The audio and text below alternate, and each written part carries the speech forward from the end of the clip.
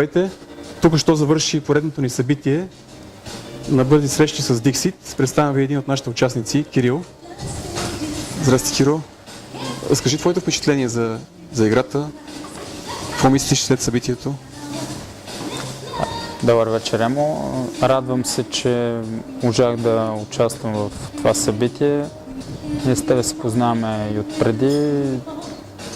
Знам за част от твоите качества и за желанието ти да създаваш нещо полезно за себе си и за другите хора. Така че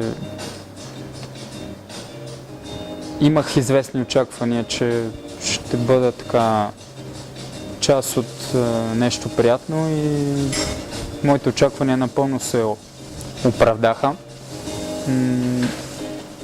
Мога да кажа, че съм така много впечатлен от така се каже пъстротата, цветността и така, дори дълбочината на всеки един от участниците. Така, спектъра, който имах всеки един от тях като личности, поне аз това забелязах, нали? За мен това са важни неща. За формата на играта? За формата на играта...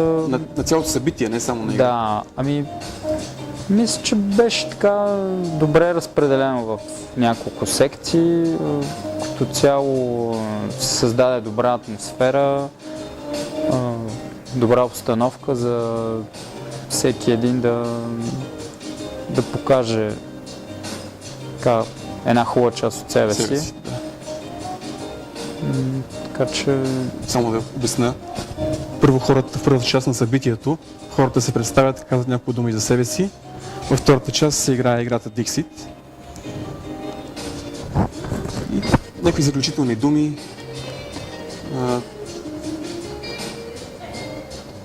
Би ли участвал отново, примерно, в такъв подобен род формат?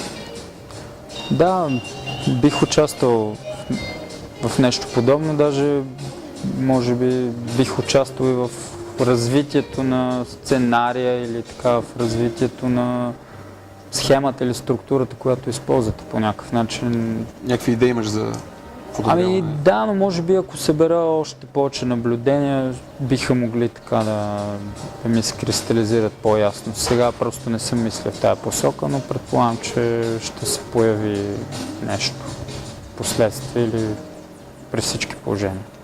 Добре, много ти благодаря за участието и за това интервю. И аз благодаря. Мерси.